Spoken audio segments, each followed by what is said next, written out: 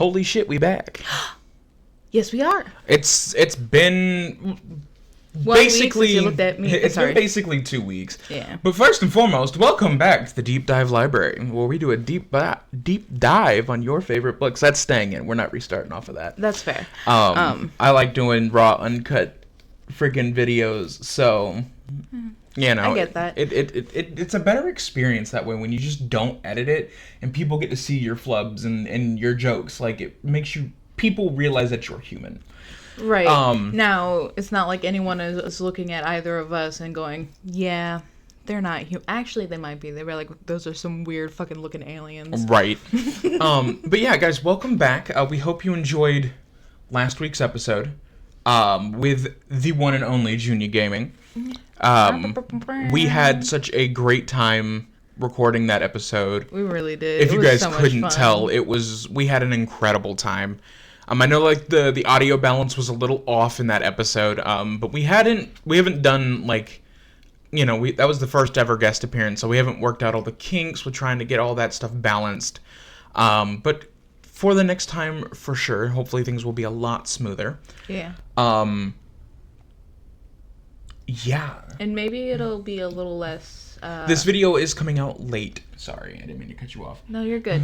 Maybe it'll be a little less rushed. Not that we didn't know weeks ahead that it was going to happen, but Junior had a lot of stuff going on in his life, so yeah. It's like we had a very small window of like when we could do the testing and everything, yeah. And then like... Ooh, excuse me. Testing and recording. Like, it had to be that specific day because there was no other time within that week to do it. Yeah. And actually, he mentioned to me, I think in stream, he's like, next time maybe we need to meet up the day before and get everything balanced. Yeah. And then change absolutely nothing. Touch absolutely nothing till record time. Yeah. In terms of, like, settings and stuff. So, like, for sure. It's a good idea. Yeah. So, and we probably would have done it this time if it weren't for the fact that we just literally did not have the time to do it. Yeah. Again, this episode is coming out late. Before. This will be coming out the day it's recorded, which is Friday. Yeah. When it should have been out Monday. We apologize for that. This last couple of weeks have been crazy. Yeah. Tons of just personal stuff going on, and I was under the weather. And just did not have the energy outside of having to get up and go to work because that's what I'm required to do as an adult. I did not really have the energy to get up and get out of bed for a couple of days. And I've been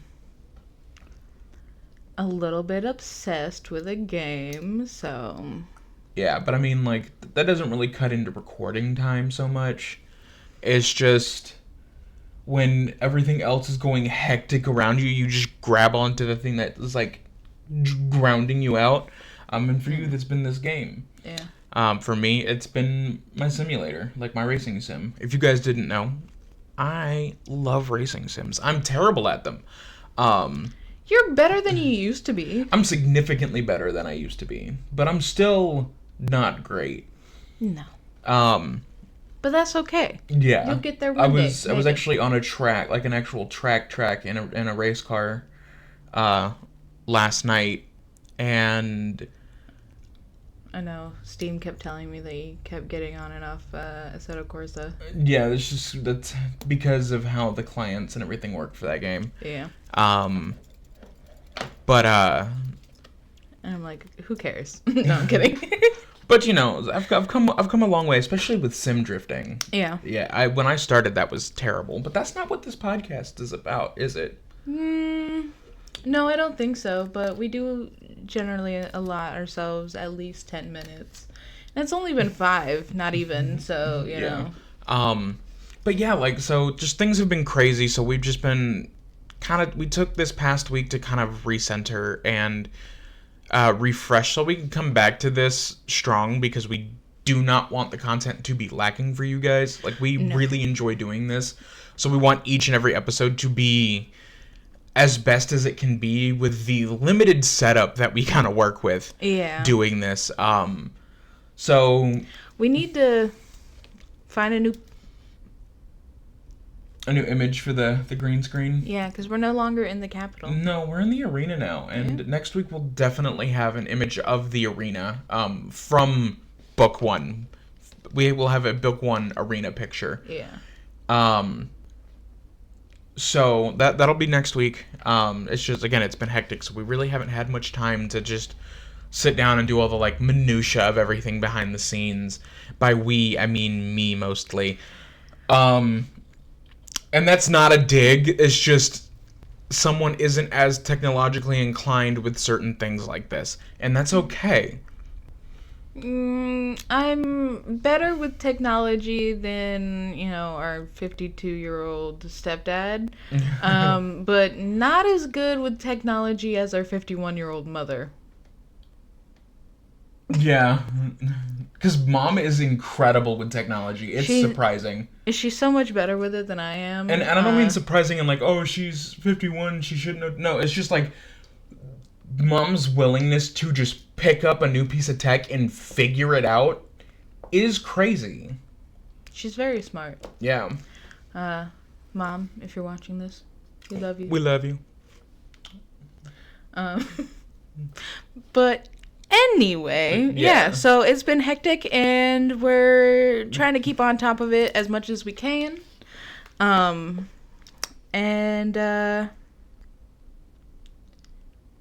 Thanks for being here. Yeah. All right, so let's get into this chapter. We are into chapter 12. Yeah. It has been 1 day since you looked at me. Sorry. It has been 1 day since Katniss has entered the arena. Yeah. I mean, and not even technically. It hasn't even been a full 24 hours. No, it's been like maybe 13 or 14 hours. I mean, it's just before dawn and they enter the arena at 10. So it's been about 18-ish. Yeah. Between 16 and 18 hours. Yeah. So like the last chapter ended off kind of big. With Katniss realizing the voice she was hearing with the careers was none other than Peeta. Yeah. And Katniss is like immediately, she's like, thank God I had the foresight to strap myself into this tree because I would have fallen to the ground the moment I realized who it is, which is fair. Yes, but she actually, it says thank goodness, and I only point that out because I recently saw a video, where, like God, like about the Hunger Games, where God is not mentioned at all in the first 3 books. There is no thank God or, blessed be or whatever. It's no Lord, none of that. Really? I've never noticed that. I hadn't either, but and you've read these books more than me. You'd figure that'd be something you'd pick up on. I mean, probably by the time we get to the end of these 3 books, we would have noticed because of the deep dive that we've been doing. I mean, maybe, but that's the person in those videos will talk to you about her later. But I would love to have her on the podcast. Okay. If I can get her to join, that would be amazing. Something we could try for. Yeah. And especially since we're in the arena right now, and we will be for the foreseeable future. Yeah. It'll be a good time. For a while. There's only like 2 chapters outside of the arena after from this point forward. Yeah. So Katniss is like, thank goodness I had the foresight to belt myself in. Again, yeah, she goes on to say, I've rolled sideways off the fork and I'm facing the ground. That would have been it for her. That would have been the end for her. Had she not been belted in. Yeah. It's just kind of funny to just picture her kind of hanging upside down. Held in place by the belt, one hand, and my feet straddling the pack inside my sleeping bag, braced against the trunk. And she's just like... Spider-Man. Katniss Everdeen. I almost said Evergreen. Katniss Everdeen is Spider-Man. Confirmed. Right here. Spider-Man doesn't exist in this universe, but who cares? And she says that or it goes on to say that there must have been some wrestling when she tipped over, but the careers have been too caught up in their own argument to catch it. So, at least they didn't hear the wrestling, and then, like, all of them just... I can imagine that they're, like, all standing there arguing, and then they hear the wrestling, and every head just turns in her direction. That'd be a horror movie. Like... This is a horror movie. I mean, low-key, yeah. Yeah. It's a different kind of horror movie. I'm thinking, like, psychological thriller. Yeah. Like, just the smallest break of a branch, and everybody looks over, and they all have, like, black eyes, like this is Supernatural or something. Just, oh, Lord. Like, it'd be terrifying. Oh, yeah. So, Katniss gets a glimpse of Peeta lit by a torch. Heading back to the girl by the fire. So, they hadn't heard any, like, cannons or anything. They're like, she should be dead by now. Peeta's like, I'll go check on it. Yeah. And like, that's where the last chapter ended. Right. So they're telling him to go ahead, go look. The boy from District 2 who... Cato. Is Cato, yes? Okay. So it hasn't been, like, he hasn't been name dropped yet, but this is Cato. Who is, like, basically the quintessential leader of the career pack. Quintessential something. Or as Katniss puts it at the end of this page, the Capitol's lapdogs. Yeah. Which I love, that little dig. So Peeta kind of, he's bruised and he's swollen and he's limping. He's got a bloody bandage on his arm. Like, he's in rough shape. I feel like that's kind of foreshadowing right there. From the sound of his gait, he's limping somewhat. You know what? That really could be some foreshadowing, because all he ever does from this point forward is limp. Damn, you didn't have to go that hard on him. Well, Katniss is going to in a few chapters, so she's gonna kind of, like, she's gonna, like, forcibly sedate this kid. Like, it's also another interesting thing that I've noticed. So we know that his leg, foreshadow report. Yeah, or spoiler. Yeah. Warning coming up. Skip ahead like 15 or 20 seconds if you don't want to hear the spoiler. Yeah. But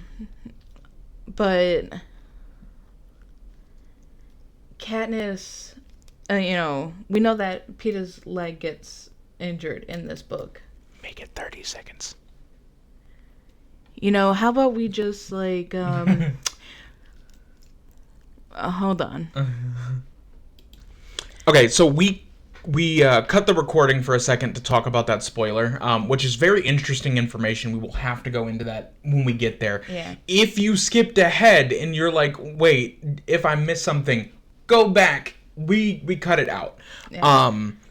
But yeah, so Peeta limps off into the woods. Katniss is very, very irate with him. I remember him shaking his head, telling me not to go into the fight for the supplies, when all along he planned to throw himself into the thick of things, just the opposite of what Haymitch had told him to do. Which, I don't know why you're that mad about that specific thing, because it's the exact same thing you did at the beginning of the games. Well, and it's like exactly what she had originally planned on doing to get the bow and arrows. Right. I mean, but she does go on to say, like, okay, I can stomach that. She's basically like, seeing all those supplies was tempting, but this is another thing. She's like, I cannot believe he's teaming up with the career Wolfpack to hunt down the rest of us. No one from District 12 would think of doing such a thing. Career tributes are overly vicious, arrogant, better fed, but only because they're the Capitol's lapdogs. Universally solidly hated by those by all but those from their own districts. I can imagine the things they're saying about him back home, and Peeta had the gall to talk to me about disgrace. Right.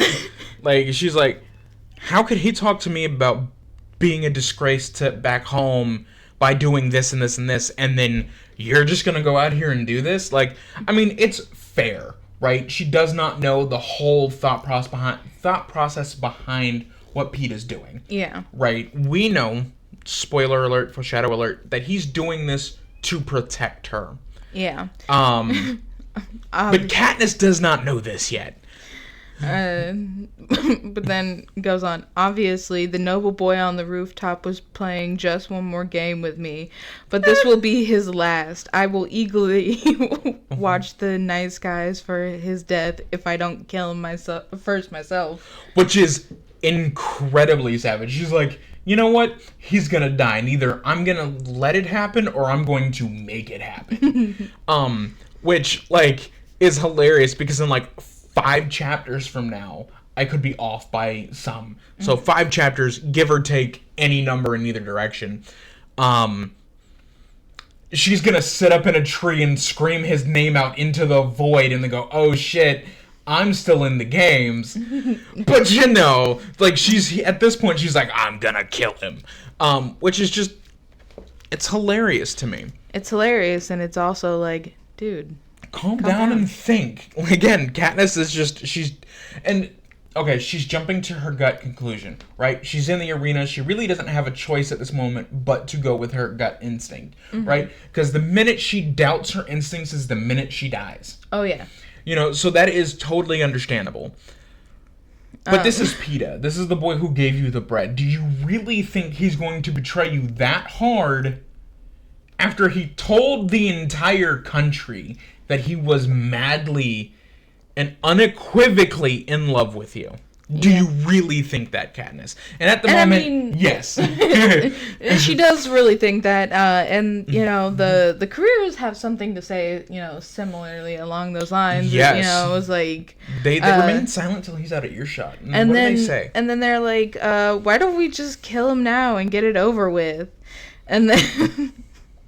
you know, that's one of them. I assume that's one of the female tributes. I don't know why. It just reads that way to me. Yeah, like, why don't we just kill him and get it over with? Like, not quite so Valley Girl, like, tone, but... Yeah, I honestly can't imagine any of them. Well, maybe Glimmer. Glimmer anyway. For sure. And is Glimmer running with the... Glimmer's the one with the bow, yeah? Later? Yeah, she's the girl tribute from District 1. So, I mean, very much she could possibly have that almost Valley-ish kind of tone to her voice. Very well could. With a name like Glimmer, it has to be true. Yeah, and with a name like Smuckers. It has to be good.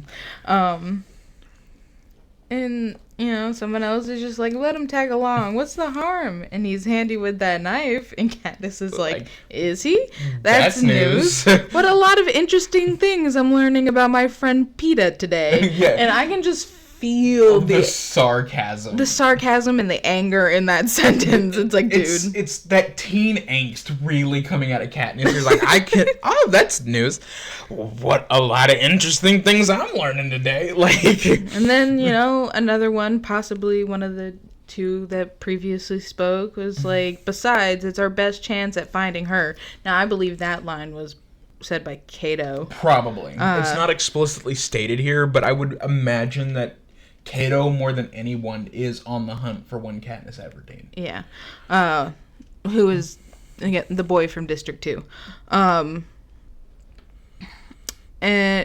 you know, Katniss realizes, or it takes Katniss a moment to realize that the her they're referring to is Katniss. Yeah, like, which... a little slow on the upkeep. I mean, she did get, you know, she has been rudely awoken, watched or listened to somebody get brutally stabbed. Yeah. Like, she's had a morning. So, like, you know. Wow, you think she bought into that sappy romance stuff? She might have. It seemed pretty simple-minded to me. Every time I think about her spinning around in that dress, I want to puke. I feel like that's the girl from District 2 saying that. Yeah, that's definitely either her or Glimmer. Like, it's one of the 2 of them, for sure. Wish we knew how she got that 11. Bet you lover boy knows. Which is exactly how Carolyn McCormick says it in the book. I kept wanting to say Suzanne Collins, but like, no, she did not narrate this herself. No. Although that would be cool to see a narrator a author narrate their own book, Okay. like in something like this. Mm-hmm. That'd be cool.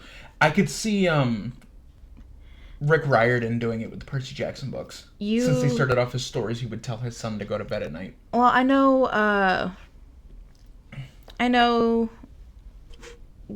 that like one of the smaller authors that Mom has books for that I had asked her to get for, the author did narrate the audiobooks. Oh, okay. And doesn't one of the Green brothers narrate a character in one of their books?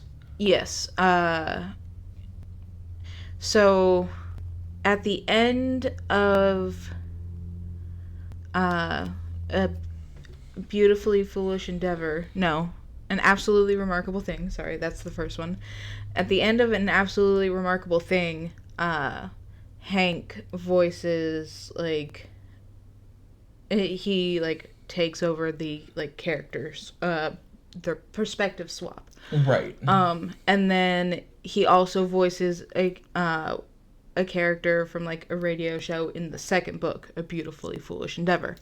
I don't think John ever. Now his book, The Anthropocene Reviewed, the audiobook is narrated by him. Okay. But it's not a fictional story. Yeah. Okay. So anyway, sorry about that.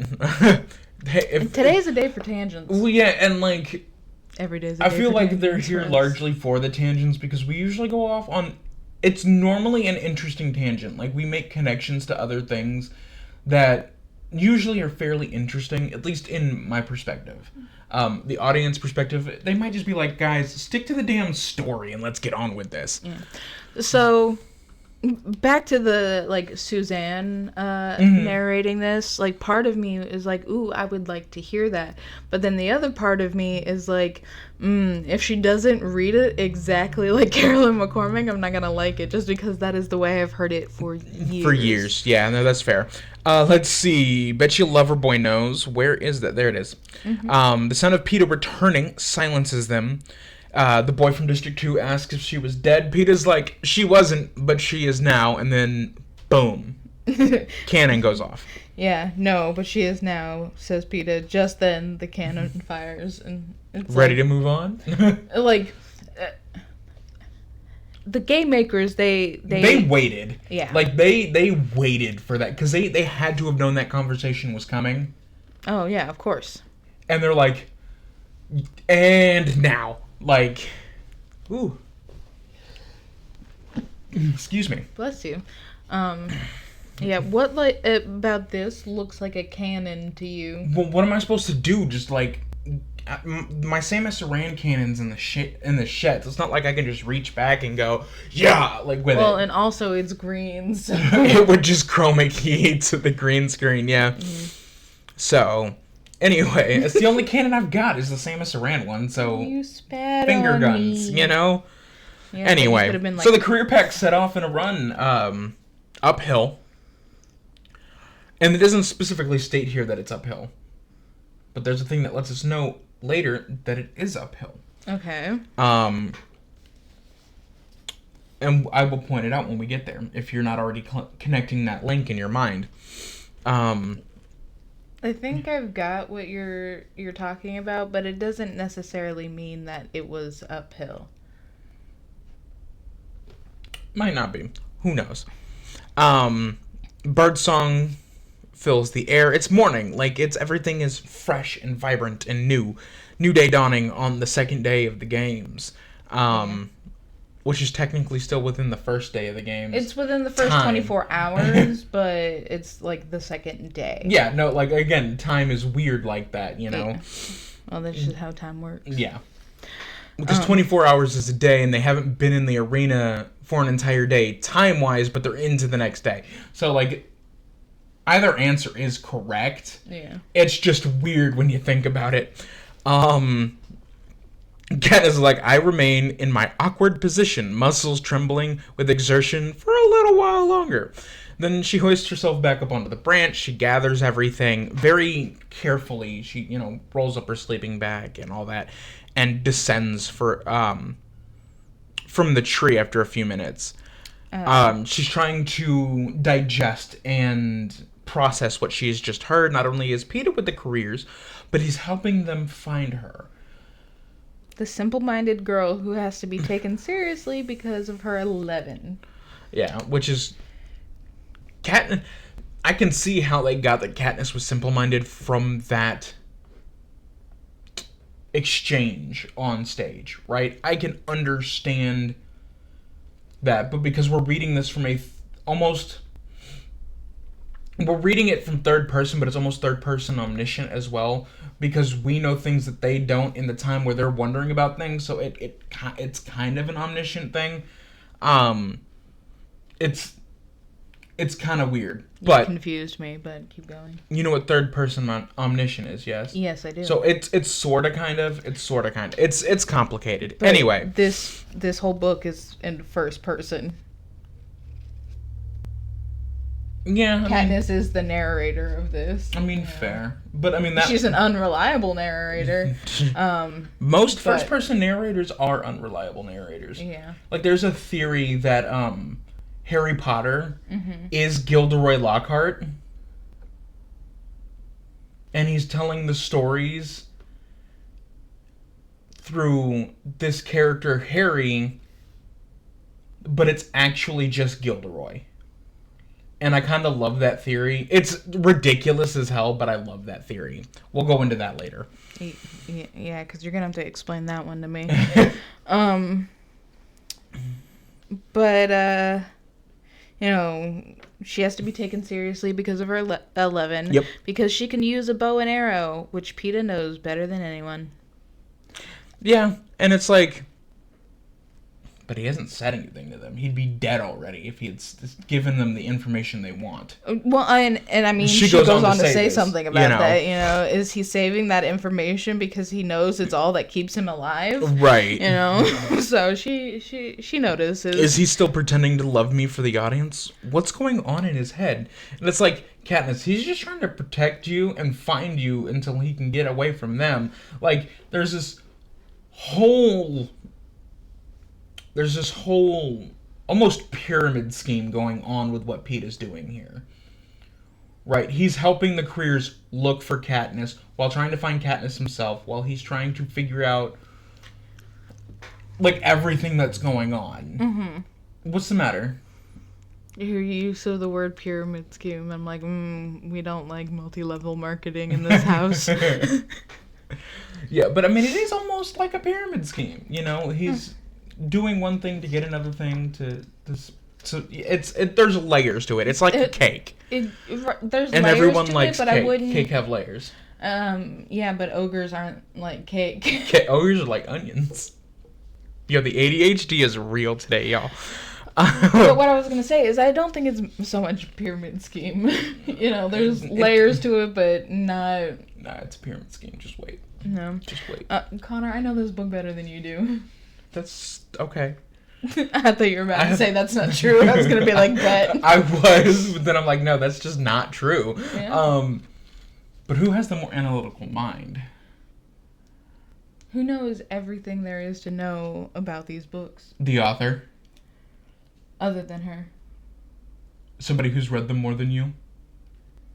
Is that even possible? Yes, guaranteed there's somebody who just listens to these books on repeat because they are severely autistic and it is their only comfort in life. Well, not only, but it's their biggest comfort in life. Excuse me. You just described me, except I have other books thrown in the mix. Yeah, but there's somebody out there who only listens to the Hunger Games for sure. I'm going to press X for doubt on that one. Not because it's not a great series. It is. But I don't know if you've noticed this, but even autistic people get tired of things. If I'm sitting here eating my white cheddar bacon mac and cheese, every day for 2 months, eventually I'm going to get tired of it, and it's no longer going to be my safe food, and I'm going to have to find a new safe food. And until I do find a new safe food, I will starve. Valid. Anyway, so suddenly the birds fall silent. I almost said sulfilent, but Yes, they sulfilent. Yeah, they sulfilent, and one gives a high-pitched warning call, which I feel like missed the perfect opportunity for the word warble. It would have been a good place to use, like, a high-pitched warble. No, that pops up somewhere else, though. Does it? I believe so. Okay. Maybe not in this book. It could be in another book, but I can hear it in my head. But, like, it almost feels like a good word to put here. And I almost, like, wanted to cross it out and write warble underneath. A single note, just like the one Gale and I heard when the red-headed Avox girl was caught. High above the dying campfire, a hovercraft materializes. A set of large metal teeth drop down, slowly, gently. The dead tribute girl is lifted into the hovercraft, and then it vanishes. The birds resume their song. Move. I'm sorry. I don't think that's the kind of moves Katniss was talking about. No. Something tells me Katniss Everdeen is not one for getting down on the dance floor. No, I know for a fact that she's not, but she does know how to dance a little bit. Yeah, because spoilers. Yeah. That's a big spoiler, too, if we're thinking the same word.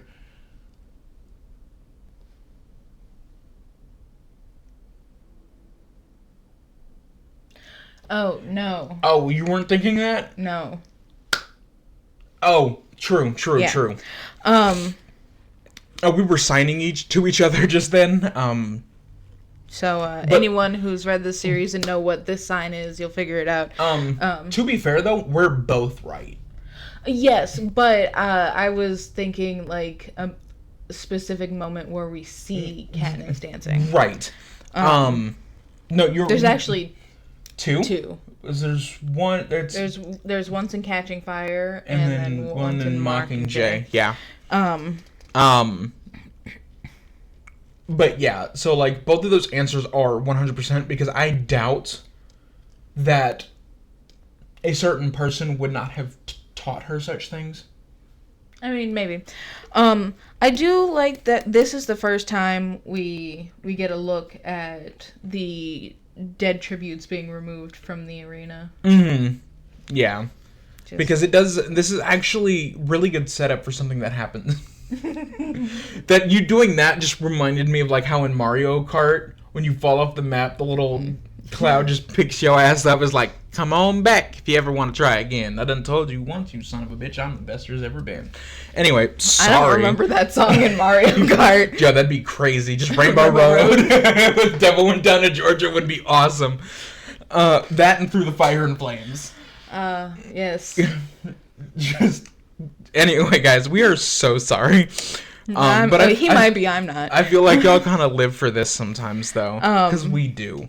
But yeah, she tells herself to move, and she wriggles out of her sleeping bag, and... So I was a little ahead on her packing up her setup camp, but it all happens within the same instance and time, so... And she realizes that while she's been concealed by the darkness and the trees and the sleeping bag, that it's probably been difficult for the cameras to get, like... A solid shot. Yeah, of her face.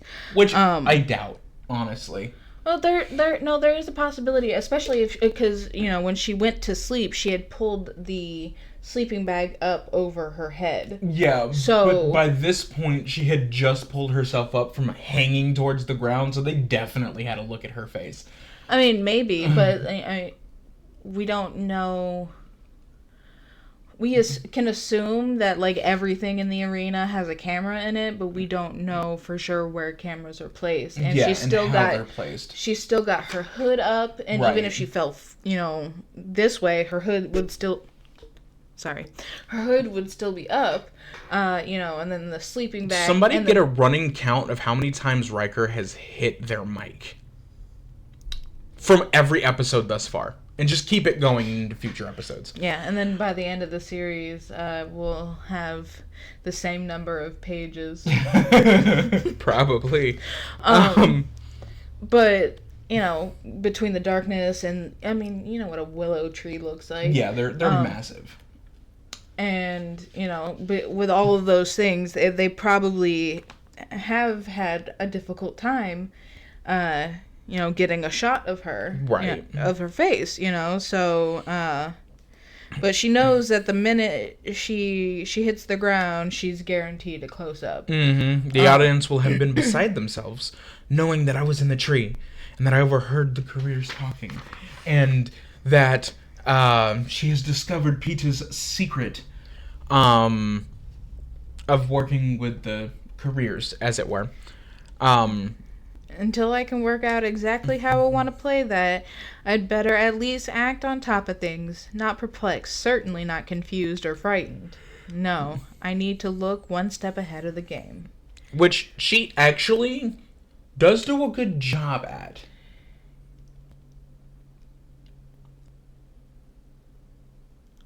So, one thing that I wonder is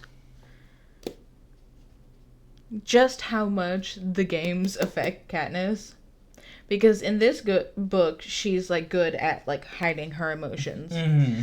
In the next two, not so much. Yeah, no, like Katniss is definitely suffering from PTSD. Oh, for sure. It's like when, in Divergent, when Triss gets shot in the shoulder, and then she basically gets, like, the yips, right? The yips is when, like, like somebody can't, like in baseball, if somebody can't throw a ball to first, or a like a professional dunker in the NBA keeps messing up dunks and he keeps getting more and more in his head. Like she gets in her head about the injury and it paralyzes her to be able to properly hold and shoot a gun. Like part of it is from the injury, yes, because she did get shot in the shoulder. Yeah. But a large part of her issue does come down to the mental aspect of shooting, right? So it's kind of what happens to Katniss in the latter half of the latter 2/3 of the series, really, is she basically has like emotional yips where she can just not mask her emotions at all. Why are you laughing so hard? Emotional damage. But yeah, like that's just kind of the vibe, right? No, that's fair. So Katniss slides out of the foliage into the dawn light. She pauses for a second, giving the cameras time to lock in on her. And she slightly cocks her head to the side and gives them a knowing smile. She's like, we'll let them figure out what that means. Yeah. Like... Though she did not, like... She did not say it like Jigsaw. I was gonna say, she didn't become, like, a 30-year smoker in the last, like, 10 couple seconds. hours. Yeah. You know? But she's like, well, she's like, there. Let them figure out what that means. She's about to take off when she thinks about her snares. And she's like, it's dangerous with them in the area, but I'm a hunter. I need to eat. And luckily for her, she does go check her snares. Because she finds a good-sized rabbit. Yeah. And, you know, she cleans it, guts it, you know, removes the head, feet, tail, skin, and innards. And hides them under a pile of leaves. She's like, shh, you stay there.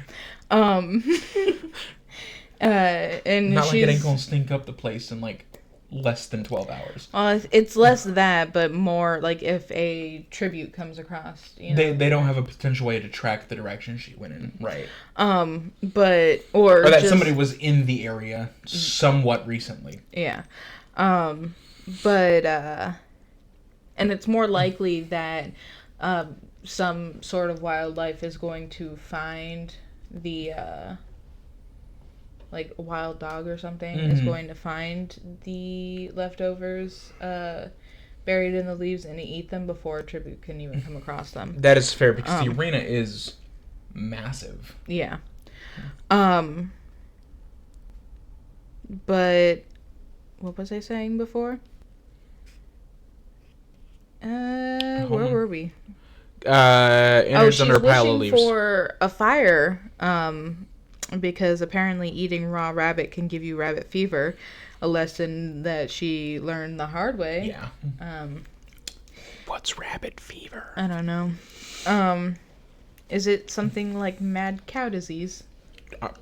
Shoot, it might be. I think the word she's looking for, though, could be salmonella. I don't know if you can get salmonella from raw rabbit. Probably. But I would assume it's something along those lines. Yeah. But then she remembers that the tribute that Peeta had killed was caught because she had a fire, you know? So she goes over there, and sure enough, the coals are still hot. So she quickly, makes fashions a spit, puts the rabbit on it, and sets it over the coals, and, gets to cooking. Yeah.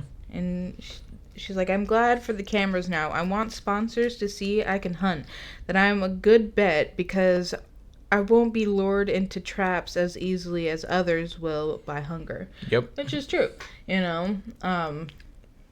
But we also get a glimpse of that earlier, like her first day in the arena, when she's eating the pine. Mm-hmm. She knows what can and cannot be eaten. Yeah, to a certain extent, she's not all-knowing, right. And she hasn't seen every plant there is to see. No, and it's like with the blood red berries that come up here in just a little bit. She's like, you know what? I'm not gonna trust these. Yeah.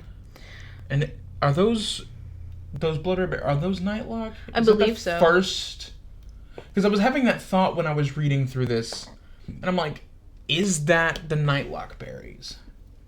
I do believe so. And of course she goes on to recognize them later, but it could just be because of her dehydration is the reason why she didn't recognize them now. Right. But anyway. We get into that whole dehydration thing here very shortly. Oh, yeah.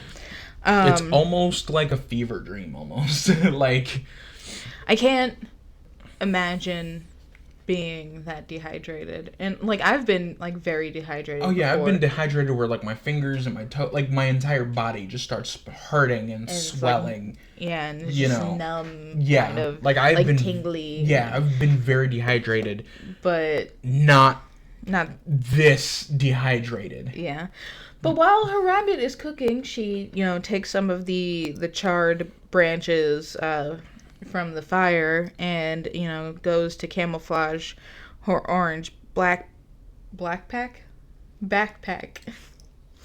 And she says that the black tones it down, but she feels a layer of mud would definitely help. Of course, to have mud, I need water. Yep. So she's like, that is my goal for the day. Katniss is like, that's what I needed to do today. I'm not going to make it much farther unless I have water. She's like, this is what I need to do. Yeah. So she packs up camp, basically. I mean, she's already basically done that, but she gathers the rest of her supplies. Her bag is now minorly camouflaged. She takes some of the rabbit and eats it, but wraps the rest of it in her plastic, sticks it in the bag. Yep. And is ready to go. Now, while the rabbit helps to quell the grumblies and the tumblies, I couldn't help myself, I'm sorry. Nah, that's fair. Water is the next item on her list, like we said. Yeah. So she sets out. And she goes in the opposite direction of the careers. Yep. Which is what I think why you were saying they were heading uphill. Yes, because she, in just a few minutes here, talks about that she's been headed downhill since she left the campsite. Right, but she's also been heading downhill, like, this entire time. I mean, that's fair, but, like, that means the careers were coming from, I don't know what direction, but they were coming uphill. They had somehow looped around and were coming back in that direction. So, if Katniss is here, and then... it was like to her right was the tribute? Give or take, yeah. I mean, it was to her right, but, Okay, 100 feet or 200 feet or something like that? Yeah, like, to her right. So she's here. The other tributes over there. They come this way, kill, head that way. Yeah, and they pass directly by her. So they could be moving... at a parallel line as and well. And not necessarily heading uphill. Yeah, instead of heading vertical. So it's possible either way. Yeah. But you do make a good point there. She's certain that she's getting a ton of screen time at this point. And that Claudius Templesmith, which honestly, Claudius is a dope name. Like, I would never name one of my children Claudius, but that'd be a great name for, like, a dog. Or, like, a lizard. I like the idea of naming, like, it's like, look, I have got this, Lord, what are they called? Bearded dragon? Nope. That was originally... A newt? Nope. Hold on, I'm getting there. They got the fat tails and the spots and the... Oh, a fat, is it a fat-tailed gecko? Is that what they're called? No. Oh, here, I'll change my lizard. You've got this, like, distinguished-looking chameleon. You've got this distinguished-looking chameleon. Yeah, because chameleons are anything but distinguished-looking. They constantly look like they're in trouble. They constantly look like they're on the run for their life, and they constantly also look like they're methed out. So you've got this chameleon, and you've named him Claudius. But honestly, if I were going... It'd be a good bird name, too. Yeah, because they just have attitude. Birds have attitude, which... I want a bird so bad, guys. Like, somebody buy Connor a bird. I want a bird so bad. But finances do not equate for bird at the moment, so... No. But when they do, I'm getting a bird, and I'm going to name him Claudius. Claudius Templesmith? I'm going to name... And I want it to be a blue bird. Well, if it's gonna be a blue bird, then you should name it Caesar Flickerman. Because remember, he always wears that midnight blue suit. Oh, true. True, you're right. So, if I get a blue one, I'll name him Caesar Flickerman. If I get... Do we ever get a description? Red or an orange one, I feel like, would be a good one for Claudius. Yeah. And then I will teach them to say phrases from their character in the books. Claudius will be like, I'm at the 74th Hunger Games weekend. Just have a guest come over, and then Claudius is like, let the 74th Hunger Games begin. Or how birds talk. Yeah. It's not like that. We have gotten off onto another wild tangent, by the way. But yeah, I want a bird. I'm going to get birds. I'm going to name one Claudius Templesmith. I'm going to name the other Caesar Flickerman. And then I might get one... I want a corvid. A corvid? Uh-huh. So, like, a raven or... okay. But aren't most corvids illegal to own in the U.S.? I have no clue. I think it doesn't stop me from wanting one. Ravens, I think, are illegal to own as pets. Well, you got outside ravens, of like specific crows, situations.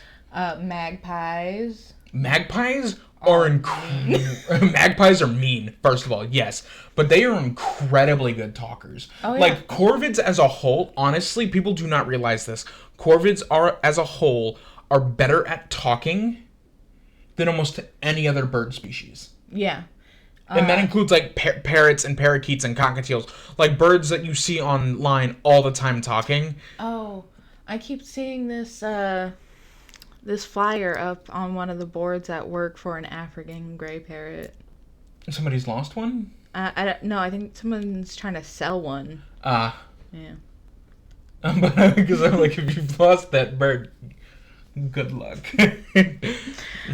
He's so high above me. Anyway, we need to focus on this chapter. This episode's going to be 8 hours long. Focus? What's that? We need to deep dive into this chapter a little more. Well, we're deep diving into my brain and finding that there's only 2 cells in there. I get it, because Duncan's got the family brain cells, so we're running a little low. Yeah. He works. Let's see here. Where were we? Yeah, but what a good time Claudius Templesmith must be having with his guest commentators, dissecting Peeta's behavior. Dissecting. You said dissecting, and then like hard added the ng to that. I don't even think I can replicate that. Anyway, continue. Dissecting Peeta's behavior. My reaction. What to make of it all? Has Peeta revealed his true colors? How does this affect the betting odds? Will we lose sponsors? Do we have sponsors? Why are you reading it like that? Our audience retention just went out the window, I think. I don't know. Yes, I feel certain we do, or at least did. What was with the monotone reading there? That was insane. Because at some point my brain started going into the a part of an absolutely remarkable thing, where she's listing off all of these things, and when the will we lose sponsors? Do we have sponsors? My brain was like, have I ever done drugs? Seen drugs. Because that's how it's read, and my brain just went... Okay. But my brain is everywhere today. And certainly, Peeta... Peanuts? I almost said Peetness. Like Peeta and Katniss. Peetness, not... Yeah. Yeah. Anyway. If you speak sign language, you know. Certainly Peeta has thrown a wrench into our star-crossed lovers dynamic, or has he? He has not, in fact, thrown a wrench, Katniss Everdeen. He has thrown a monkey wrench. But I don't want to be a monkey wrench. Too bad. I'm gonna say somebody's gonna get that joke and they're gonna love that. Guitar Hero fans, hit me up.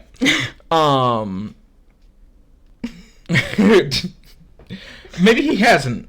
Or since he hasn't spoken much about me, we can still get some mileage out of it. Maybe people will think that it's something we plotted together. If it seems like it amuses me now. The sun rises into the sky, so it's, progressing through morning. It is still overly bright, even through the canopy, which I feel like we've all had those days where the light coming through the canopy seems lighter, brighter than the light outside the canopy of trees. It's like driving down our fucking street, because in our neighborhood, especially on the main road for our neighborhood, it's got just beautiful canopies, just all down the road. Yeah. But sometimes, especially for this time of year, 4:00 in the afternoon, for the other time of year, 6:00, it'll be cutting right through, and it'll just be difficult to see the road, because it's Yeah, all you can see is bright light and God rays. Yeah, exactly. Anyway, but oh my gosh, this is chaotic today. It's overly bright. She coats her lips in some of the grease, hoping that it'll help from the rabbit. But it is no use. Yeah. It's only been a day, and Katniss is rapidly dehydrating. Yeah. She tries to think about everything she knows about finding water. It runs downhill, so the direction she's heading is good. Which is where my thought process came from before. Yeah. And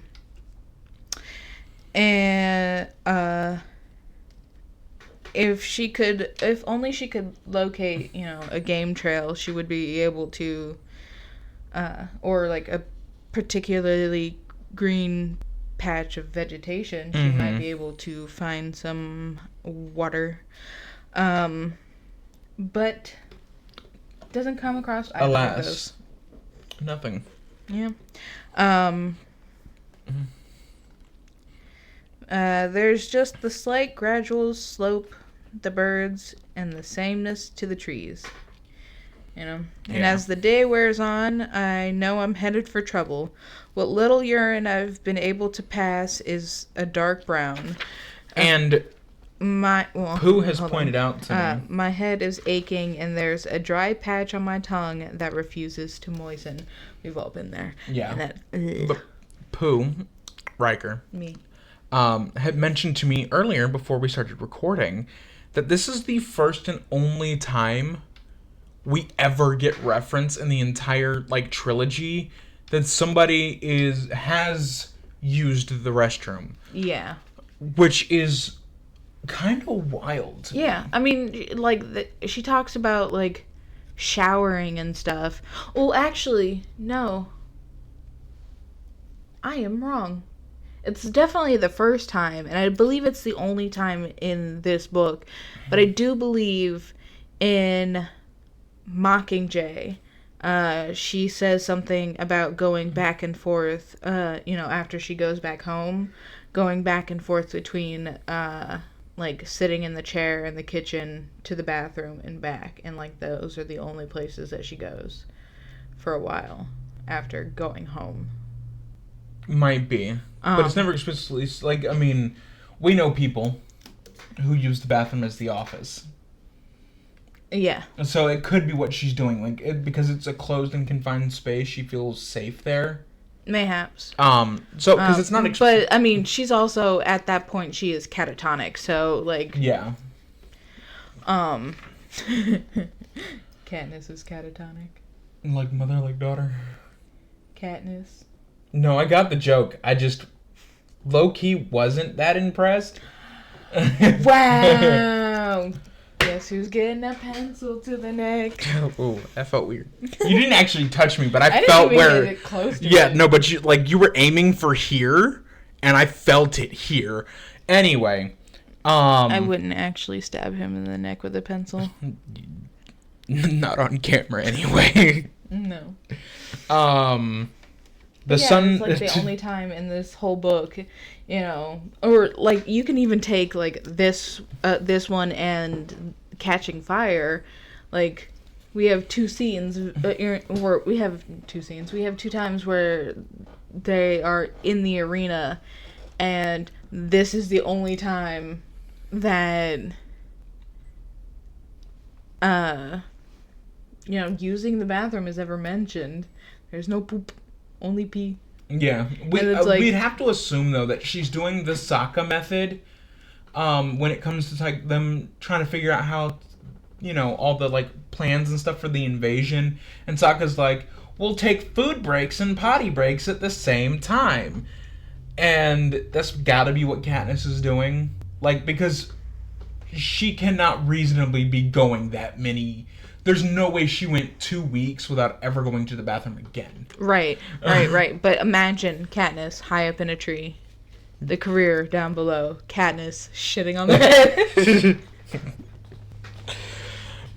As funny as I think that would be, I don't think it's within Katniss's personality to do something like that. No, but it'd be hilarious. Oh Lord! This book, what is this episode? Yeah, is chaotic as hell. Yeah. Yep. The sun hurts Katniss's eyes, so she digs out the sunglasses. That was another thing that I wanted to know. What? How the fuck does she know what sunglasses are? Have they been seen in the arena elsewhere? Because I don't imagine them being a common thing in District 12. Maybe not, but they could also be used by Capitol members and seen on TV or something. Something, yeah. I've seen on TV. The more you know. Anyway, but yeah, it was just how the fuck do you know what sunglasses are? Right. Let's see here. But it does something funny to her vision, so she takes them off and shoves them back in her pack. It's because they're not sunglasses, but we'll get there. They're laser glasses. She just starts firing off bolts of high pressure energy at people. You fire my laser. But that would know, definitely be in like a sci-fi parody of this. Just Katniss shooting like energy arrows at people. She puts them on. And Katniss is a D&D Cyclops. Katniss is a D&D ranger. Just the artificer made her. Oh my gosh. The Hunger Games is a D&D campaign. Oh, God. We're going to move on from that for now, but oh my gosh, the Hunger Games is a D&D campaign. But anyway, so they do something funny to her reaction, so she puts them back, off, and she's like, she goes on. And then it's late afternoon, and she finds a bush with berries on it, and she is so happy. She's like, yay, liquid. And she hurries to strip the fruit off to suck the sweet juices from their skins, which sounds like a vampire. Yeah. Kind of. Well, it's actually kind of funny, because when she realizes these don't look like the berries I'm used to, she breaks them open and they're blood red. Yeah. You know, what she thought were blueberries have a slightly different shape, and when she breaks them open, the insides are blood red. Yeah, I don't know why they call them blueberries. When you crack them open, they're a pale green. Dude, I don't fucking know. And they're not even blue. And then when you blend them, it's purple. Yeah, Yeah. I guess purple berries doesn't really roll off the tongue well. Blubber. Sorry. So. Anyway, she doesn't recognize these berries. Perhaps they're edible, but guessing that this is some kind of evil trick on the game makers, or from the game makers. Even the plant instructor in the training center made a point of telling us to avoid berries unless you're 100% sure they weren't toxic. Only the berries that you are 100% sure are gonna toxic. kill you. Something that she already knew, but the trainer's reminder in her head, gives her the strength to fling them away. Yep. The fatigue is beginning to set in, but it's not the usual tiredness that follows a long hike. She has to stop frequently, although, the only cure for her... What ails her is... ailments is water. Yeah. Water. But, So she tries a new tactic. She, Spider-Man's that shit and climbs right up a tree. And... all she sees is more trees. Yeah.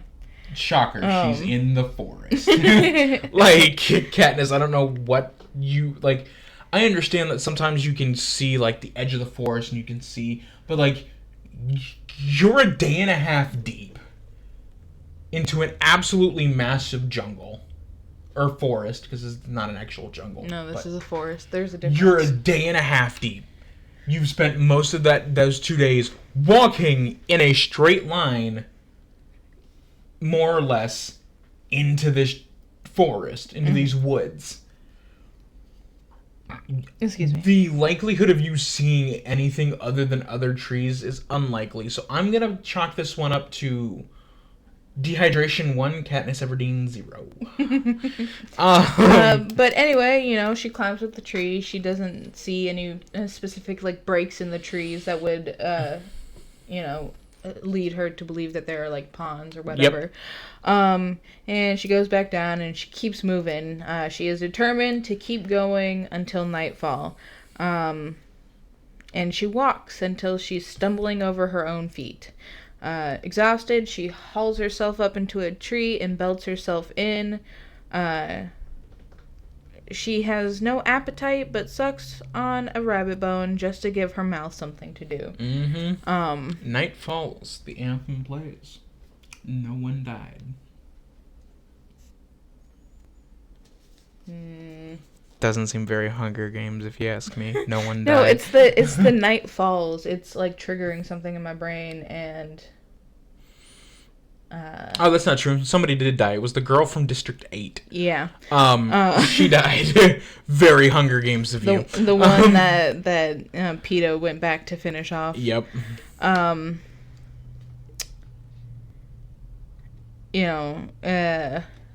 Katniss's fear of the career pack is nothing compared to her burning thirst, which is a great descriptor because we've all been severely dehydrated. Maybe not to this extent, but like to the extent where your mouth feels hot. Yeah. Though sitting here talking about her dehydration is making me a bit thirsty. That's fair. Let's see here. Besides, they were heading away from her, and by now they too will have to rest. With the scarcity of water, they may have even returned to the lake for refills. And Katniss is thinking, this might also be my only choice. Yeah. And then morning brings distress. Katniss' head throbs with every beat. Head throbs? Did I say throbs? Yes, you did. Okay. Katniss's head throbs with every beat of her heart. There you go. Simple movements send stabs of pain through her joints. It's a rough morning. She falls rather than jumps from the tree, and it takes her several minutes to assemble her gear. Somewhere inside her, she's like, I know this is wrong. I should be acting with more caution, moving with more urgency, but she's hitting that point of dehydration where nothing makes sense. Yeah. Right? We've all been out, like, in the yard we've all been outside all day with, like, no water, playing with our friends, and, like, by the time we get home, just nothing makes sense anymore. Like, all of your furniture has seemed to move 6 inches to the left, when in reality that's not the case. It's just you can't walk in a straight line. Yeah. But if you're me, you can never walk in a straight line. Fair. That's what the ADHD sway is for. I drift when I walk. So, let's see here. Everything seems foggy, and forming a plan is difficult. And she's, trying to come up with ways that she can, get water. Right. As she's, like, leaning against a tree, rubbing her finger against the sandpaper surface of her tongue. We've all, I don't know about you guys, but especially me as a kid, I would just sit there, like, until my tongue dried out. Yeah. And then it'd feel weird. Katniss like, should I return to the lake? No, I'll never make it. Yeah. Hope for rain? There's not a cloud in the sky. Keep looking. Yep, that's my only chance. Option. So yeah, like, that's really her only option. If she backtracks, first of all, she runs risk of running into the careers, which means she's dead for sure. Yeah. Especially in this state. Yeah. Right? Even if she somehow does manage to make it back to the lake, it's still their headquarters. Oh, yeah. And, she doesn't know that for sure at this point, but, it can be presumed. Yeah, well, she's already made that presumption that they've kind of taken over the cornucopia. Right. So. But then another thought hits me, and the surge of anger that follows brings me to my senses. Hey, Mitch, he could send me water. Press a button and have it delivered to me in a silver parachute in minutes. I know I must have sponsors, at least one or two, who could afford a pint of liquid for me. Yes, it's pricey, but these people are made of money, and they'll be betting on me as well. Perhaps Haymitch doesn't realize how deep my need is. I say in a voice as loud as I dare, water. I wait hopefully for a parachute to descend from the sky, but nothing is forthcoming. And it's like, damn. Is something wrong? Am I deluded about having sponsors? Or has Peeta's behavior made them all hang back? No, I don't believe it. There's someone out there who wants to buy me water, only Haymitch is refusing to let it go through. As my mentor, he gets to control the flow of gifts from sponsors. I know he hates me. He made that clear enough, but enough to let me die? From this? He can't do that, can he? And no, he can't. There would be severe backlash from not only the citizens of the district, but I feel like the capital would get involved if a mentor just let their tribute die. Yeah. Like, I understand, like... I mean, maybe not so much with a district like 12. Like, he could probably get away with that in the past, not with how much popularity Katniss and Peeta have grown so far, Right. in this game. But in the past, he probably could get away with something like that. But, she's like, if a mentor mistreats his tributes, he'll be held accountable by the viewers, by the people back in District 12. Even Haymitch wouldn't risk that, would he? Say what you will about my fellow traitors in the Hob, but I don't think they'd welcome him back there if he let me die this way. And then where would he get his liquor? So what? So, what? Is he trying to make me suffer for defying him? Is he directing all the sponsors toward Peeta? Wow, my mouth just got really watery. What the hell? Yeah, I can tell. I'm Is he so sorry. too drunk to even notice what's going on at the moment? Somehow I don't believe that, and I don't believe he's trying to kill me off by neglect either. He has, in fact, in his own unpleasant way, genuinely been trying to prepare me for this. Then what's going on? Katniss is just burying her face in her hand. She's basically she's crying, or would be if she wasn't so dehydrated that tears couldn't form. Yeah, there's no danger of tears now. I couldn't produce one to save my life. And honestly, if she were able to produce one, it would not save her life. No. It would just make her more dehydrated. She's just kind of sitting here like, what is Haymitch doing? Despite her hanger, which, I mean, isn't entirely a wrong thing for Katniss to be hangry. She's had one thing to eat in the last 28, 29 hours, 30 hours, give or take. But honestly, she is so dehydrated that she's not even hungry, thinking, right? Yeah, about hunger. Despite her anger, hatred, and suspicions, a small voice at the back of her head whispers, "Maybe he's trying to send you a message." A message saying what? And yeah, Katniss is like, what's going on here? Why is this the way? Then it kind of like dawns on her. She's like, he hasn't sent me water because I'm near water. Yeah. And that kind of revitalizes her, right? She gets back on the move. She grits her teeth. She pulls herself to her feet. Her backpack seems to have tripled in weight due to her fatigue from being dehydrated, right? She finds a broken branch that works for a walking stick and just starts off, right? And like in the movies, I don't know if do we see much of the game makers pavilion, as we'll call it, because I can't think of the actual name, but can we see much of like the Game Maker's HQ in the first movie? Do we see much of it? I know you see some of it. Because I think in the movie there's like a 3D hologram of the arena. Yeah. And that's kind of what I'm imagining is actually within the arena in the book. I mean, because like not within the arena, but within the capital where the Game Makers are. Right. Technology is there for them. Like they have the capability. So that's what I'm imagining. I can. Like, between, like, a blip of where Katniss is. You don't know for sure, though, because you never actually see the game makers... POV. Controlling the game in the books. Yeah. So I'm imagining that in the book, it is similar to that in the movie, right? They're sitting in this room, there's a massive 3D hologram, and, like, Haymitch is like, okay, so Katniss is here, water's 200 yards in the direction she's been heading this whole time. I'm gonna hold off. Though you never, I don't believe you see the mentors where you see the game makers. That is true. In the movie. But I still imagine like they have something like that where they can see where their tribute is within the arena, see what's around them. You know what I'm saying? Like, yeah.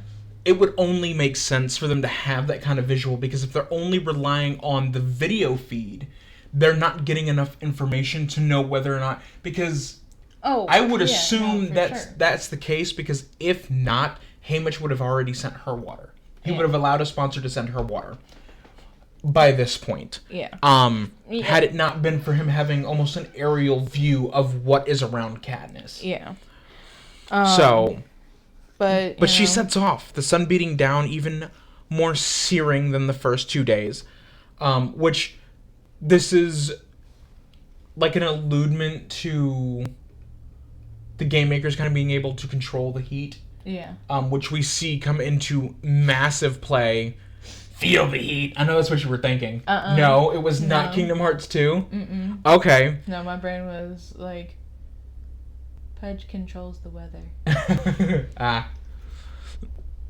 That's fair. But it's sad when you think about that. What, Pudge? Like why Lilo is so hung up on being able to make sure that, you know, Pudge gets the food like every like Sunday or whatever day it is. Because her parents died in a car accident on a rainy night. So if Pudge can control the weather, you know, I have seen that movie 1,000 times and I've never made that connection. Really? There are, like, so many theories on the internet about it. Really? Yeah. I haven't seen any Lilo and Stitch theories, though. Interesting. I mean... But, yes, that is presumed to be why she is so, like... obsessed. With making sure that Pudge gets his peanut butter and jelly. Because it can't be tuna. Why?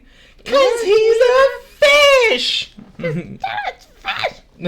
Anyway, sorry. I do love that movie, though. Yeah. And I will never think about that the same way. And I probably could, and I haven't realistically watched Lilo and Stitch, like the movie Lilo and Stitch, since, I don't know, it's probably been the better part of the last 10 years. I've watched it more recently than that, but... Like, I probably haven't seen it in the better part of the last 10 years. So, which is crazy, because Lilo and Stitch is, like, one of my favorite classic, like... I won't say classic because it's not technically a part of the Renaissance of Disney. I don't think so. But, you know, just coming off the heels of that, it's one of my favorite Disney movies. Yeah. Anyway, so she sets out. I feel like an old piece of leather drying and cracking in the heat. Every step is an effort, but I refuse to stop. I refuse to sit down. If I sit... there's a good chance I won't be able to get up again. That I won't even remember my task. What easy prey I am. Any tribute, even tiny Rue, could take me out, merely shove me over and kill me with my own knife. And I'd have little strength to resist. And it's just like... part of me just like wow, you're gonna dig at Rue like that? Because I feel like Rue, with a well-placed shot with her slingshot, could take out any tribute. I mean, yes, but it's the image of like her just like and then Rue coming up and going yeah, which is just and then turning and walking away, which is just unfathomable in my brain. No, but it's funny. It's kind of you remember that episode of Steven Universe where Steven is like he gets the future vision, and you know he's being attacked by the giant bees and stuff like that. So like that kind of animation style, that's what I see in my head. Just, you know, Katniss, like, trudging along very slowly and Rue just coming up and stabbing her and walking away. Yeah, no, that is a little funny. Yeah. Let's see.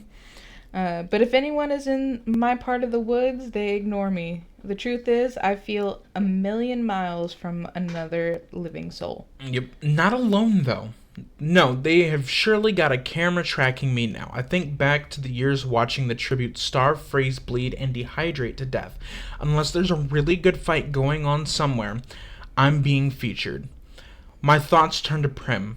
It's likely she won't be watching me live, but they'll show updates at the school during lunch. And for her sake, I try to look as least desperate as I can. But by afternoon, I know the end is coming. My legs are shaking and my heart is too quick. I keep forgetting exactly what I'm doing. I've stumbled repeatedly and managed to regain my feet.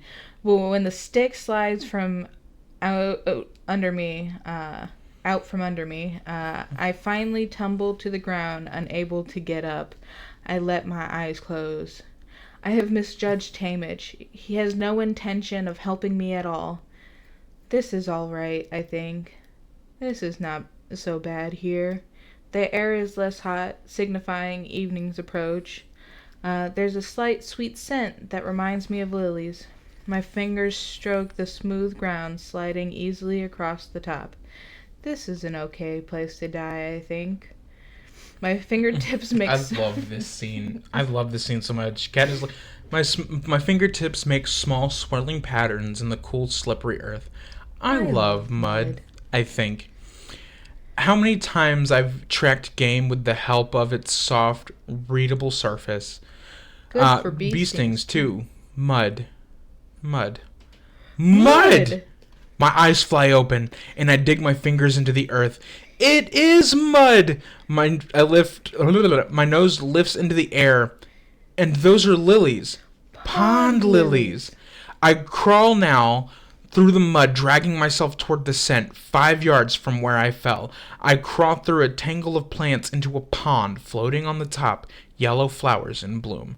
In bloom are my beautiful lilies. It's all I can do not to plunge my face into the water and gulp down as much as I can hold. But I have just enough sense left to abstain. Dude, like, if I were her, like, yeah, I'd abstain, but also I'd be sitting my ass in that water. Oh, yeah, but it's akin to, like when I've helped do, like, mechanic work on cars and stuff, right? And you hit that lunch point and you're so hungry, you wipe your hands off enough to where there isn't an overwhelming amount of grease, and you're just like, whatever's left, I guess, is going in my stomach because I'm starving. Yeah. Especially if you've been out in, like, the fucking southern heat all day working on a car. You're like, the grease doesn't matter. I'm gonna eat this ham and cheese sandwich and these chips, and I'm going to enjoy it. Sure, the grease tastes off, but man, that sandwich is good. Like, this is what Katniss is going through, just on a different side of that same coin, right? Like, she's so dehydrated, she's like, I just want to drink all of this right now. With trembling hands. That really hurt my throat. That was rude of you to cough right in the middle of my reading. I'm so sorry. You should be. Sorry. I'm just gonna climb out the window.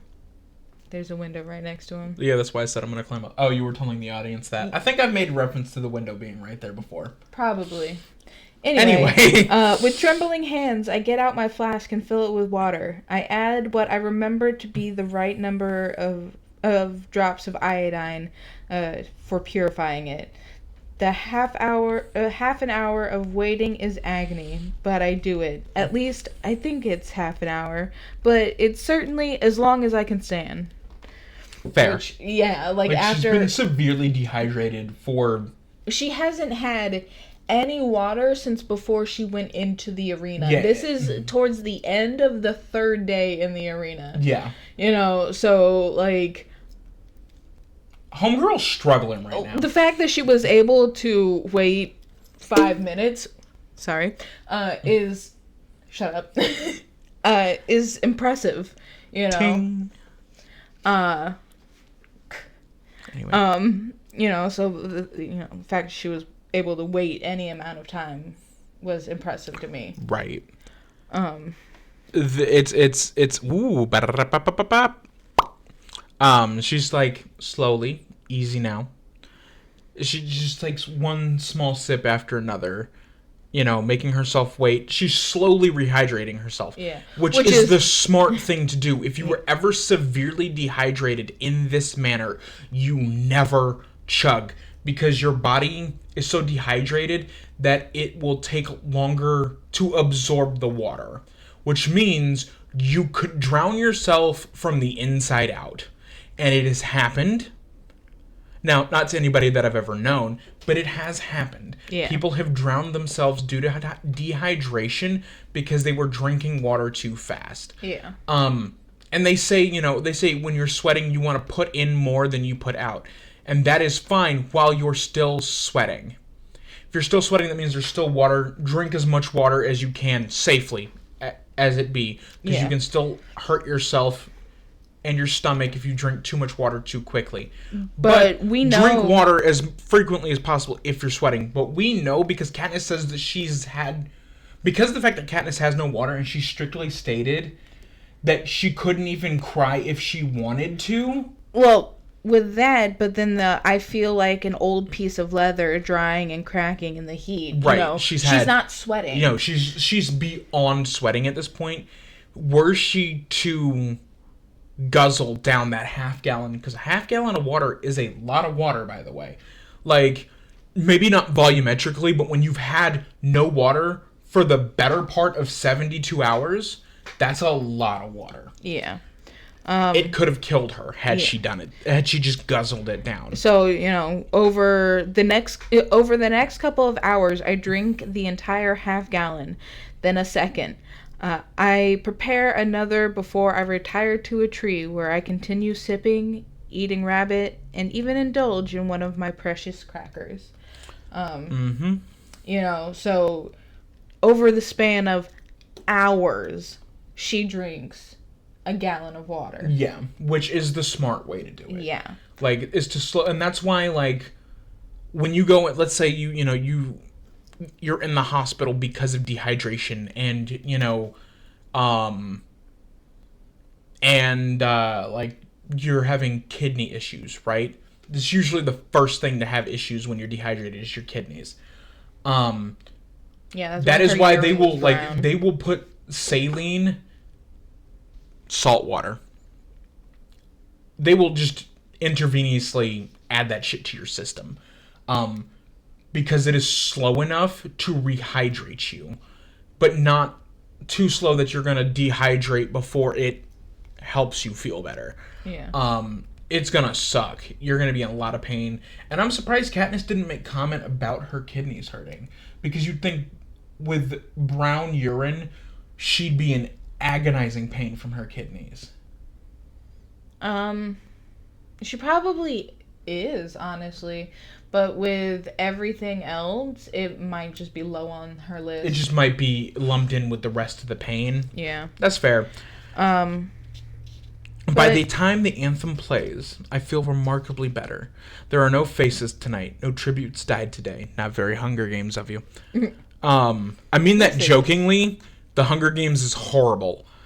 Well, the books are incredible. The function of the games, yes, is terrible. Horrible. Anyway, keep going.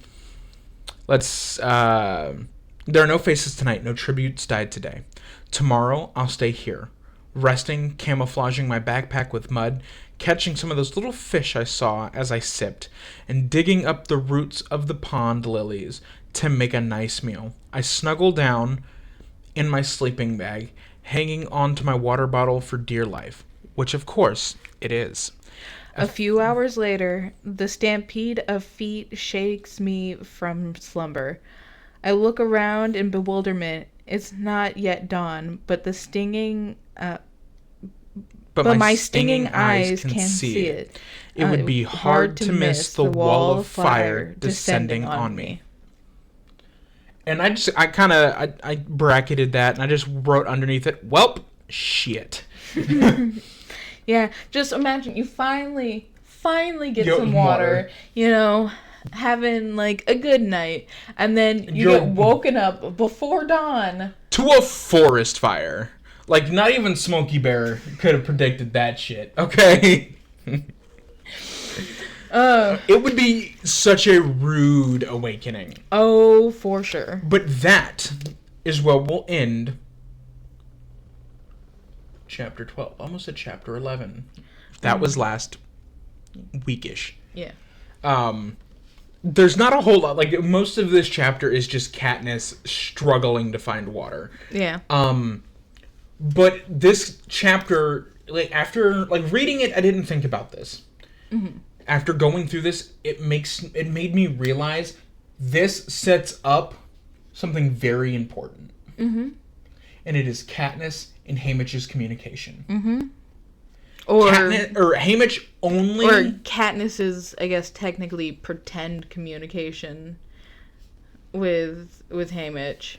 Because there is no way for him to actually directly communicate with her. But this way of them communicating saves Katniss's life over and over and over again. Yeah. For the rest of the series.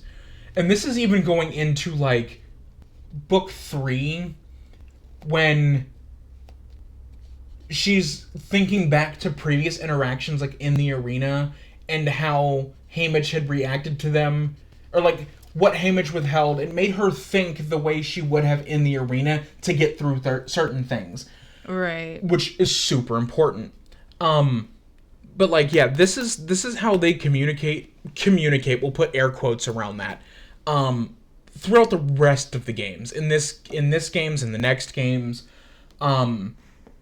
is Haymitch really only... He withholds things when he needs to withhold things. That means he's near something. Or he gives Katniss things when he gives Katniss things, meaning you do this, you get this. Yeah. Like, and we'll see that. We'll see that often. Later, actually, as well. I wasn't even thinking about that scene either when I said that. Yeah. But you said that, and my brain immediately went to that scene. I was actually thinking more of the Spile scene from the second book. But we'll get there eventually. Yeah. Maybe this time next year. About that, I mean, no. Maybe, actually, because we don't spend very long in the arena in the second book. I mean, we do, but it's later in the book than here. Oh, yeah.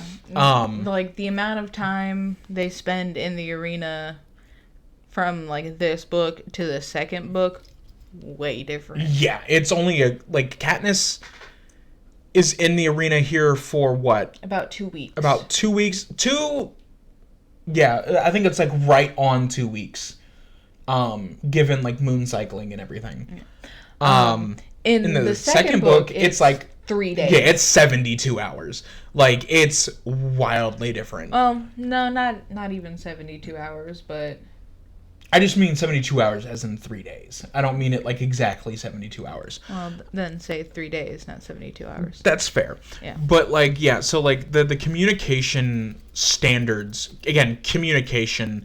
Again, that's in air quotes for people who are listening to this on Spotify, which some point within the next 2 weeks will be completely updated.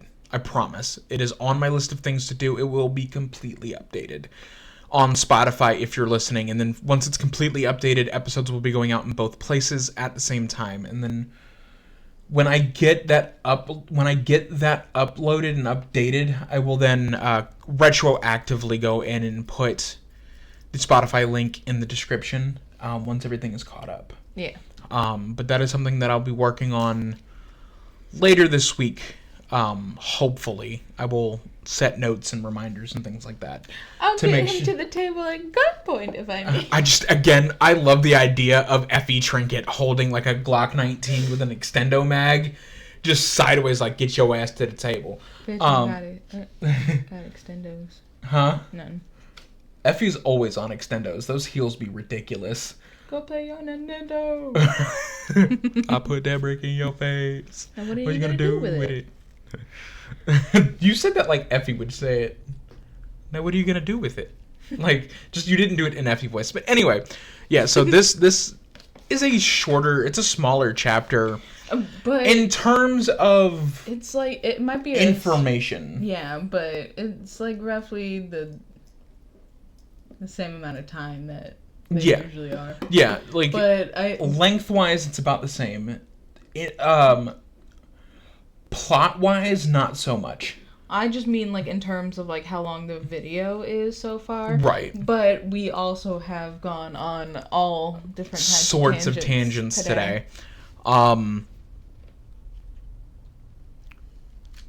So, yeah, I mean, like, it's a good chapter, though. Mm-hmm. Because when you break this down, right, when you look at it kind of finely, you're getting more of that thinker that Katniss is, right? Mm-hmm. We're seeing her start to grow up a little bit. She's like, maybe Haymitch hates me. Wait a minute. Wait a minute. Maybe he's trying to tell me something. Or, like, she's like, you know, when she realizes Peeta's with the the careers, and she's like, I hate him. I'm gonna make sure he dies. And then she's like, well, maybe he's doing this to play to our advantages. Like, Katniss is starting ever so slightly to come out of that routine of being her own worst enemy. And that doesn't fully happen really until after the events of the third book. Like, well, till the end of the events of the third book, I should say. Because she does still continue to do that rather self-destructively. So I was like, oh, what kind of things could we put up on the green screen, you know? And I was like, ooh, we could throw up pictures of the cats or something. And then it made me think of, all right, fuck you. It made me think of how in the first movie, they made Buttercup a black and white cat. Yeah. Which is hilarious because he is explicitly described as a mangy orange cat with a smushed face. And that cat in the first movie was none of those things. No. He was adorable, yes. The Buttercup... Oh, he looked a little mangy, but... I mean, Buttercup... Like, the cat from the second and third movies... Does Buttercup even show up in the third movie? I have no idea. I haven't seen it in or third and fourth movies, technically, because it's two-parter. But, like, thinking back to it, it's kind of funny.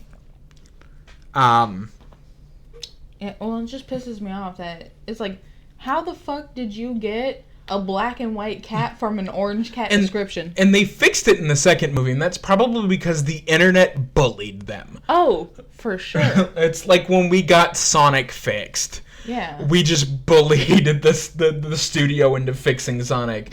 I don't know if y'all remember that. I remember that. God, that was terrifying. Mm-hmm. Like, they tried to make him look more realistic than he needed to be. But anyway. And it's like, dude, he's a fucking blue hedgehog that looks nothing like an actual fucking hedgehog. Right. Like, Knuckles doesn't look like an echidna. No. Other than maybe his nose. That is not where I thought you were going. I don't want to know if it's anything bad. We'll leave that off mic.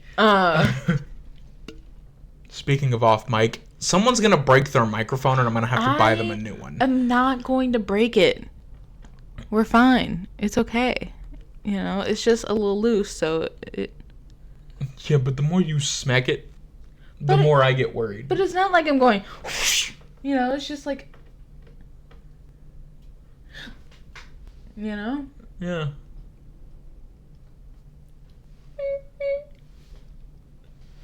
Go ahead and try to hit me, I dare you. I wasn't ready. That was not a good chosen voice. No, I was gonna... I can do a good chosen voice, but like on the spot... chosen voice, it is needing some work. Yeah, no, I know. I can do, but I am way too, unironically, dehydrated. Alright, well then let's go ahead and end this episode. If you guys enjoyed this episode of the Deep Dive Library, please, we cannot talk and the tangents are crazy today. Please leave a like and a comment. You trying to think of a question? I am trying to think of a question. I did not think about that ahead of time like I have been. Mm-hmm. I didn't think about it ahead of time either. Something that pertains to the chapter. I don't know. I looked down and I saw a bottle of Windex, and I was like, so how many of you have seen My Big Fat Greek Wedding? If you were in Katniss's position when she found out Peeta was with... Peeta? I said Peeta. You said Peeta. Did I? I really hope I didn't. If you were in Katniss's position when Peeta... Here we go. Or when she found out that Peeta was working with the careers, what would your initial thoughts have been? I think mine would have been along probably the same vein of, wow, I can't believe he's doing this. He's completely betrayed me. It's like, wow, what a bitch. Like, I would like to think that, but I would also like to think that I would have been a little more analytical about it. Maybe that's just because how my brain works, right? I would like to think that maybe I would have been like, maybe he's doing this so I don't die off rip. Yeah. So But let who us knows know, until you're in that situation? how you would have, if you were in Katniss's position, what would you have thought? And Guaranteed one of our viewers would have been like just audibly in that position. If they were in that position and that had happened, would have died regardless, because somebody would have been like, what the fuck? Yeah, somebody audibly would have been like, oh, this motherfucker. Like, audibly would have done that.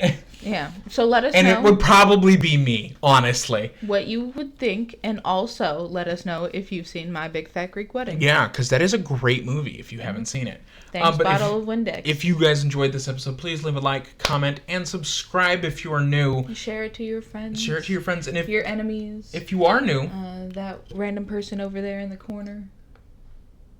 You can see him too? Sometimes. Oh, okay. Yeah. Don't forget to... Oh, wait. Did you have something else to say? I was going to say, if you're new here, and this is your first time watching an episode, check out the channel, catch up, and continue along with us. Get your own book. Yeah. That's something that I loved, is like Junia on last week's episode, Junia had bought his own copy. I mean, like, literally the same copy as I've got here. Yeah. Well, not the same copy, because this is my copy. He has his own. We live in different states. Yeah. But like, he went out and bought a copy and was making notes in the book to, and it's so cute. The amount of effort he put in is incredible, and like, I am super appreciative of him for that. He is, in fact, looking into starting up his own podcast. He's got some ideas he's playing with. I will keep those hush-hush until he gets ready to go live, but be very assured, the minute it starts, there will be links in the comments. Oh, yeah. Or in the description to his podcast. Yep. He has been super supportive of us through ours, and we are going to return that love and kindness to him when, if and when things get off the ground. He's still trying to work out some ideas and some kinks with it, but it's a very, very strong possibility that this will be kicking off. And be assured that, we are going to make time for him to come back, because yes, we enjoyed having you here so much. It was a great time. Yeah, we're playing with some ideas for your next chapter to join us. Yeah. So. But in that case, don't forget to renew your books on the way out, and we will see all you in the next episode. Bye-bye. Deuces.